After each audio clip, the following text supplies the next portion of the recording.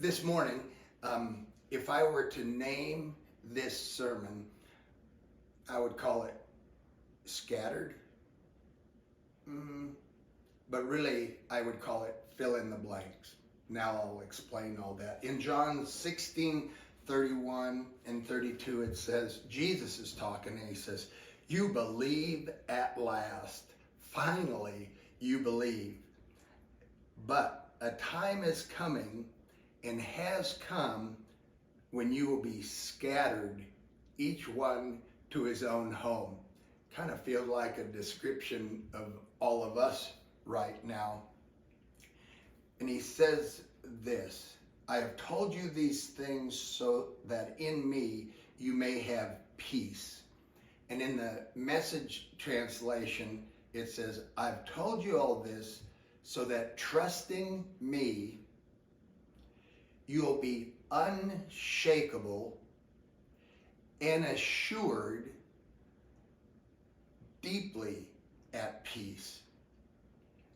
I love it when he extravagates his words so we get the depth of it.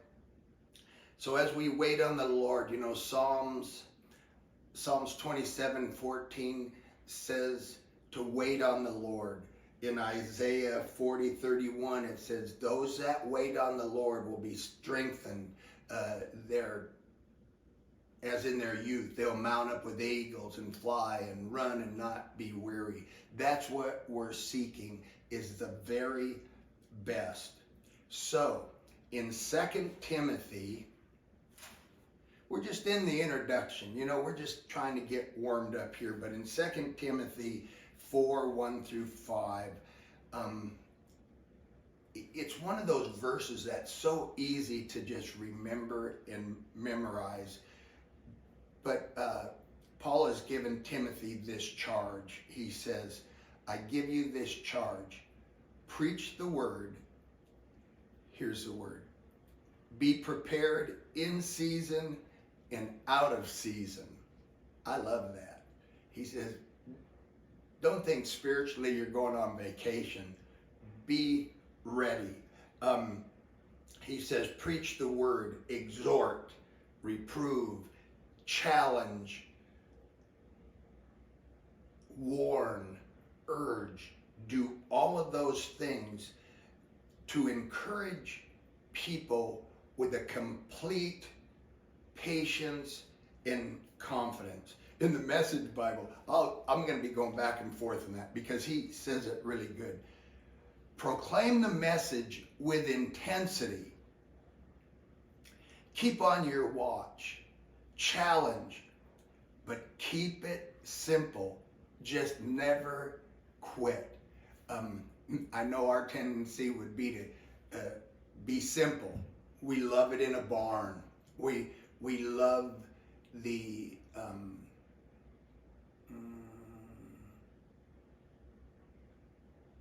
anyway, we love it in a barn. I don't have all my ladies on the front row throwing out words that they think I'm wanting and using. So here we go. He says, so whether we're scattered or gathered, keep the message alive. So let me just go back into my history. Way back when I was in my 20s, I was a young kid in Wyoming starting Lone Tree. And I had a friend came out from Minnesota and I was guiding him elk hunting. And we became close during these hunting trips. I know that doesn't sound very spiritual, but his son committed suicide and he called me and he said, would you come and do his funeral? And I'm thinking, that's 800 miles away. Why would he call me and not go to his own church? And he said, what do you say? Our pastor would not do it because of some Christian doctrinal belief that people that commit suicide don't go to heaven. Man, I was scared to death. I didn't know what to say. I don't like saying no. If it's a challenge, man, jump at it.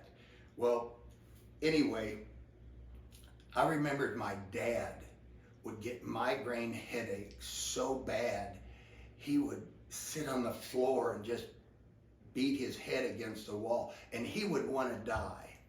I mean, if it wasn't that he was a husband and a father and he had people relying on him, I think he was in so much pain he would have gladly opted that way. But this young man would get the same headaches when I asked the family. He would go into a depression that you're almost out of control. And so I said I would do it. I traveled the 800 miles and I went there, and I'm sure in this church, a pretty big church, they thought, who is this young upstart? What has he got to offer? But I was there for the family, not the church. And so anyway, then I get into my 30s. And my pilot, he was my instructor to learn how to fly. He was crop duster. And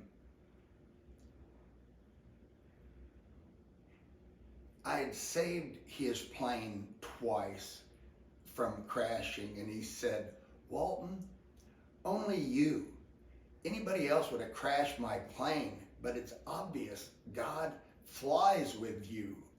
And yeah, I'm not saying I'm so super smart or got a lot of experience, but God does show his favor on us. Well, his daughter also committed suicide. She hung herself from the shower faucet, and the local church wouldn't touch it. They wouldn't do her funeral. So he asked me if I would do it. And I didn't have the heart to say no. This husband and wife were distraught. They were broken. And it's kind of crazy because once we became close friends and I did the funeral, every time I'd be asked to go to that church and speak, I'd go there annually. They would show up and they started coming to church, and God just was pulling them to himself through this horrendous loss. So we need to remember a funeral is for the living, not the dead. Let me tell you, when I die and I go to heaven and I see Jesus and I see heaven, I won't be looking back. I'll be looking in the face of Jesus, and I'll be exploring heaven. Anyway, that's what I think. But so when you're in season and out of season, you'll be asked to do some very uncomfortable things, well out of your wheelhouse, well out of your experience or comfort zone. So later in my 40s, I'm at Lone Tree. Some people in our local church, their son, it's not really clear if there was drugs involved, but there was a girlfriend that broke up with him. He hung himself in the family garage, and it just ripped that family apart. He was a teenager, and excuse me just a minute.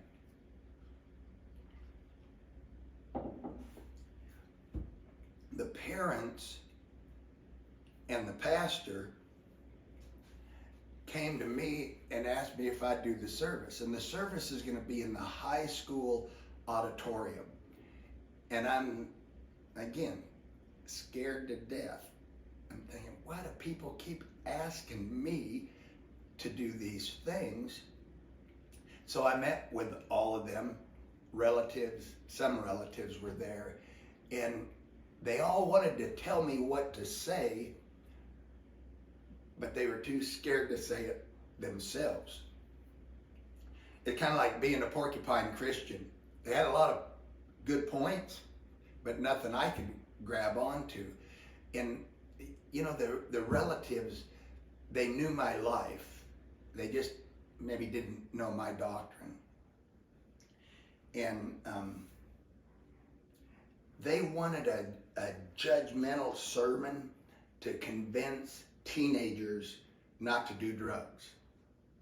That's a good point. It was good. But they didn't seem to like it. It's like I could look down on their faces, and they didn't like it when I talked about God's grace.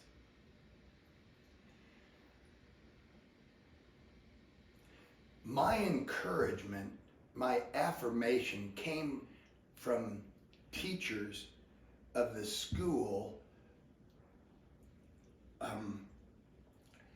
They could relate to the reassuring and comforting words to the parents.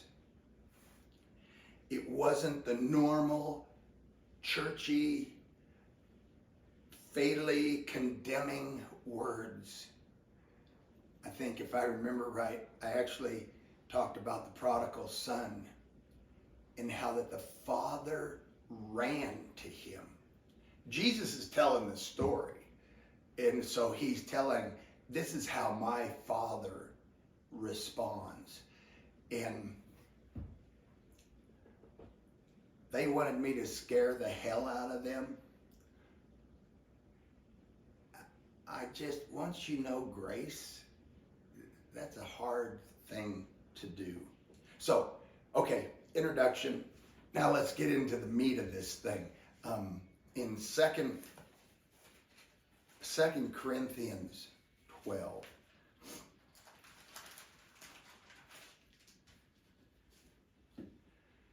I want you to remember being in season and out of season, always prepared. He says this in 2 Corinthians, Paul was given these extravagant revelations.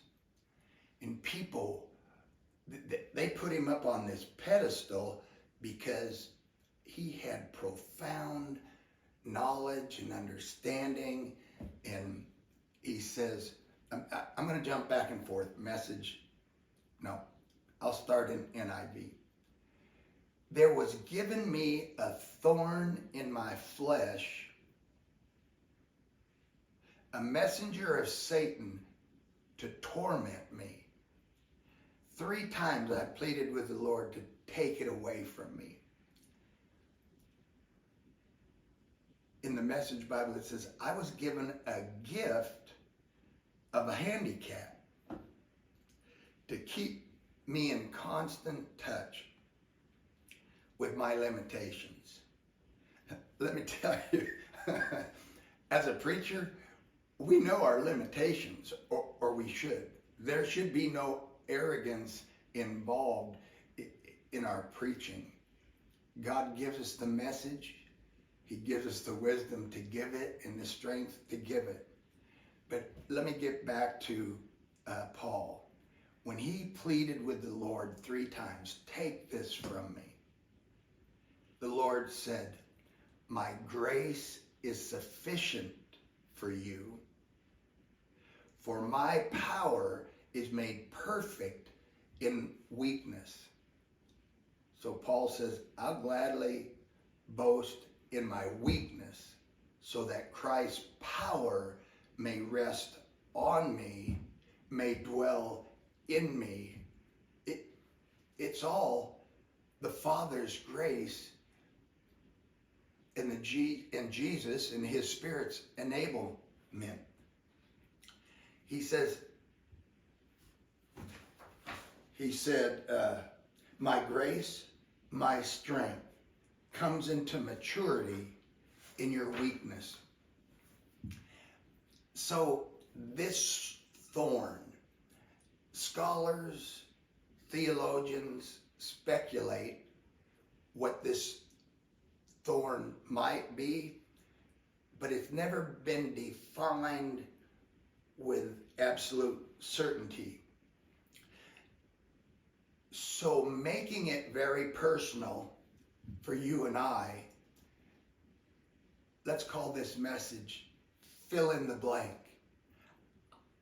Making his word equally applicable to us.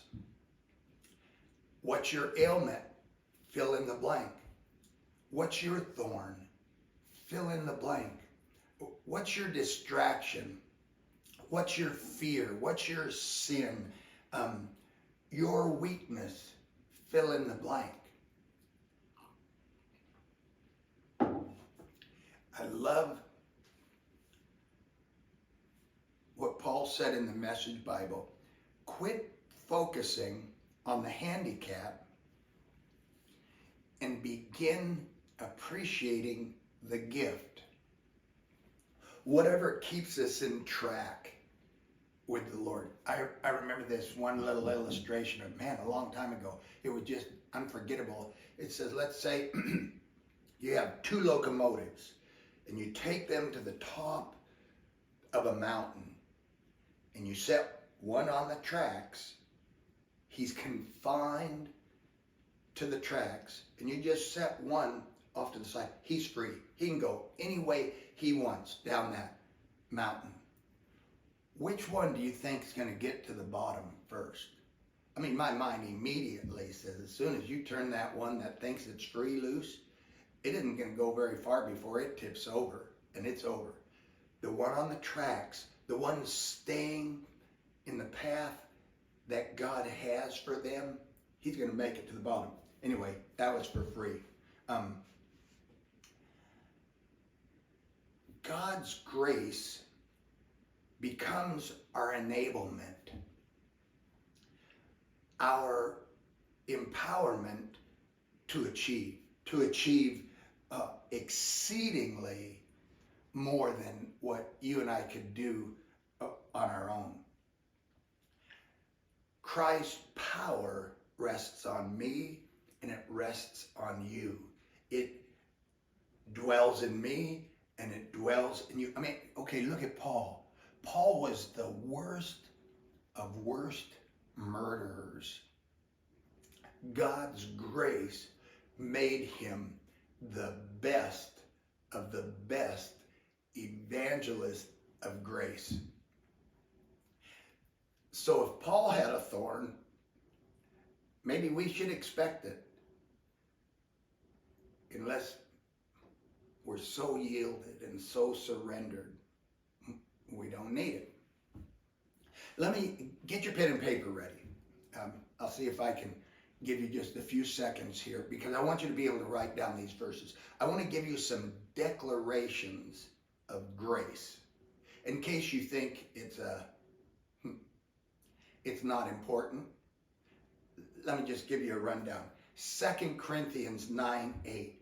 He is making all grace abound to us. All grace abound to us. John 1:6. Grace upon grace, he says. There's always more. There's going to be more. You'll never use up the grace that God's going to bestow on you. Romans 5:17. How much more will those who receive God's abundant provision of grace reign in this life? He doesn't just give us grace, he gives us abundant grace. James 4:6. He gives more grace. As I overflow grace, I make room for more. And he's the one that provides the more and more. Ephesians 2:7. More of the incomparable riches of his grace. All these words, riches imply abundance. Abundance implies incomparable grace. 2 Corinthians 4:7. That the excellence of the power may be of God and not of us. It's a proof. It's evidence that it's from God. So take this grace, take it for yourself, and declare it in action. Just show it through your life. Let me tell you, people will see it, people will notice, people will want it. 1 Peter 3:15. Now remember, it was Second Timothy 4 where we read, be ready in season and out of season.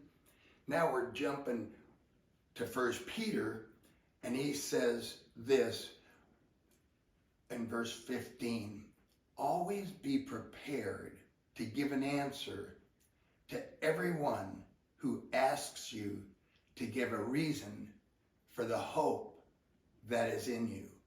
In the Message Bible, it says, be ready to speak up and tell anyone who asks why you're living the way you are, why you have the confidence that you have, the assurance that you have. He says, but do this in gentleness and respect. He gives a reason. I don't think we need the reason. He says, so when people throw mud at you, it won't stick. They'll just realize they're the ones that need a bath. But let's just keep it on the positive. Always be prepared in season and out to give people an answer for the life that's in you, in the life that you're living. All that Jesus accomplished on the cross is now ours. All that Jesus accomplished in his resurrection is now all ours. It's what distinguishes Christianity from all the other religions in the world. And it distinguishes our power, our grace, from all the doctrines or theology of this world. Anything without his residing Holy Spirit, it just ain't worth your time. Listen, you may be asked to do a funeral. Just go overflow grace on a hurting family. People will be amazed that they find joy and hope in a funeral. I know that there's a few of you that have opened your homes and are hosting Sunday morning family church. And you're watching these sermons online. That sweet fellowship, you're continuing the family in your home.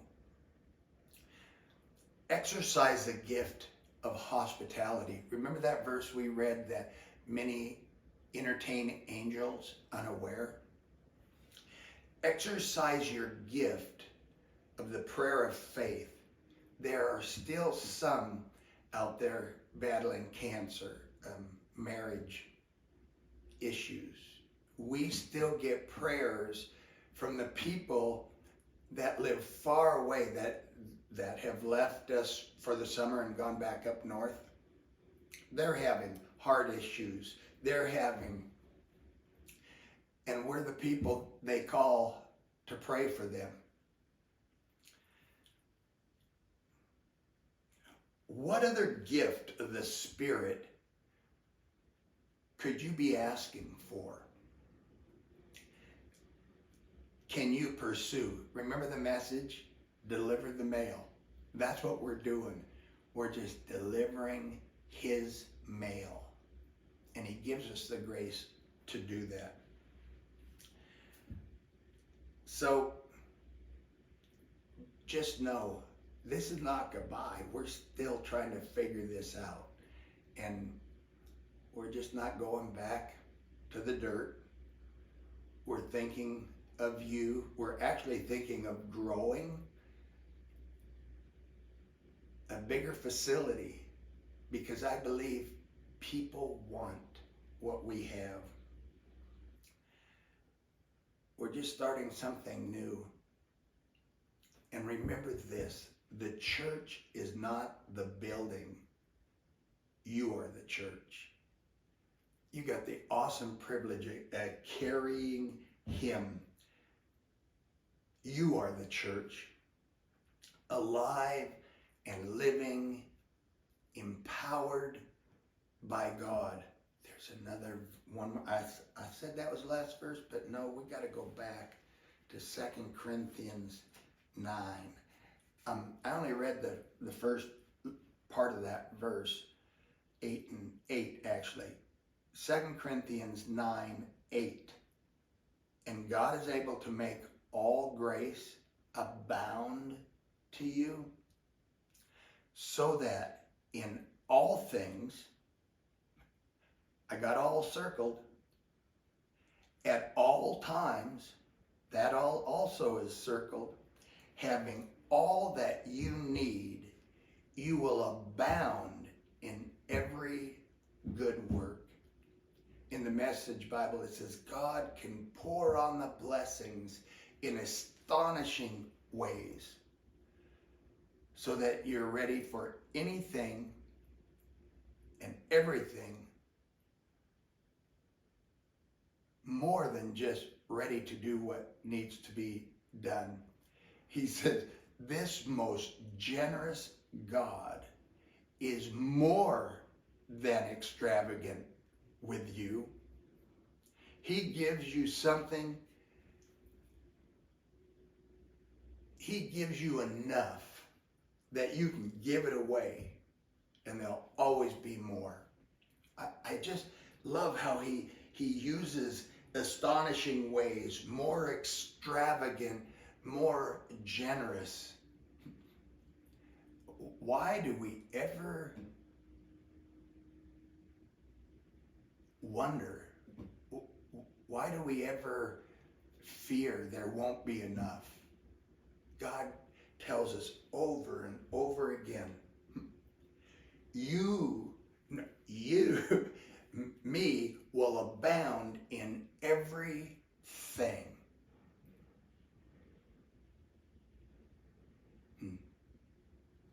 Abounding in everything. So, Father, that's our prayer. We're waiting on you.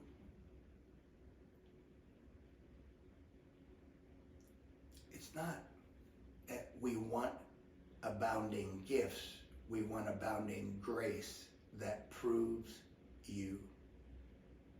Thank you for all the family that's out there right now praying and missing each other. We love you, Father. Thank you for loving us. And for those that are away from the family and that are sick, touch them with a healing that proves you and it gives them an opportunity to be in season and out of season, proving, even to the doctors, anyone that will listen, anyone that's watching. Let's accomplish your purposes today, this week, in Jesus' name. Amen.